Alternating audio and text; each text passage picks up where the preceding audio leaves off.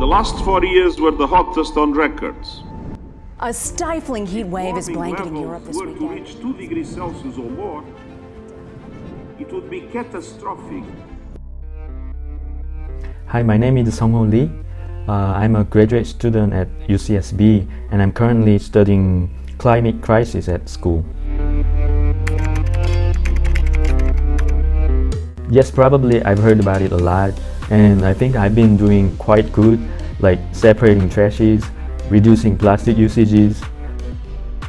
But I didn't really know that this problem was this serious until I was actively engaged in this course. I feel like in the back of my mind it's there, but definitely like everyone else, I need to be thinking about it a lot more. I don't have any specific plans to mitigate the problem. I'd like to learn more about what I could do.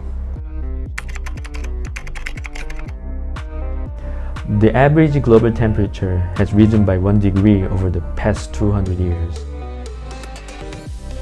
If you look at the body temperature, if it rises by 1 degree, you just get sick and you have to go to the hospital, right?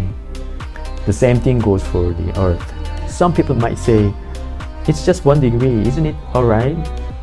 But when it comes to the whole global ecosystem that's having 1 degree rise, it could be a catastrophe. As the temperature of the Earth rises by 1 degree, we are experiencing sea level rise, heat wave, cold wave, super typhoon, and extinction of biodiversity, and etc.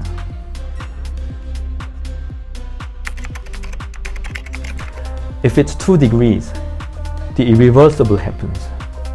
That's why a lot of scientists are saying, hey, we have to stop at 1.5 degrees. In November 2015, 197 countries came together in Paris and set targets to fight climate change. These targets were already insufficient to reach the stated goal of limiting global warming to 1.5 degrees Celsius. But even if it's 1.5, like 70 to 90% of coral reef in the sea will disappear and iceberg will melt significantly. South Korea, where I came from, is having the same problems. In 2018, we have experienced 40 degrees in Celsius in summer. We have never experienced anything like this in our history.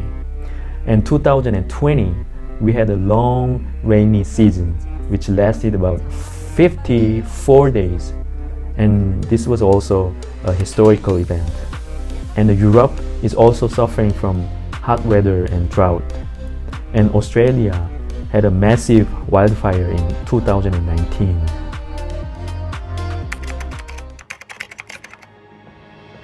All these have been called climate changes until 2019, when the world recognized that this is not natural phenomenon, but human-induced crisis. And that's when people started to call it climate crisis. In 1997, Kyoto Protocol was created.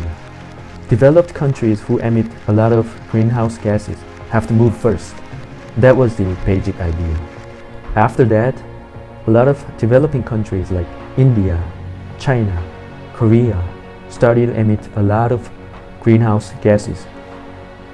So the world made a promise in 2015, recognizing that, oh, this is not just a problem for developed countries, but a problem for all the nations around the world.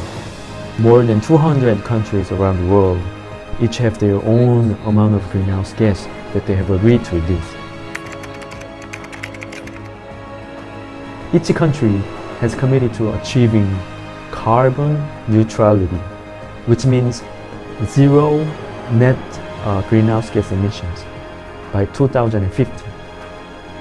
So basically, we all have to stop using this traditional fossil fuel like oil, natural gas, and coal and things like that. Leaders of each country have gathered and are discussing this issue to save this planet and not to pass on our debt to the next generation. Success depends on each of us. Come on, let's do this together. Let's do this. Let's do this. Thank you.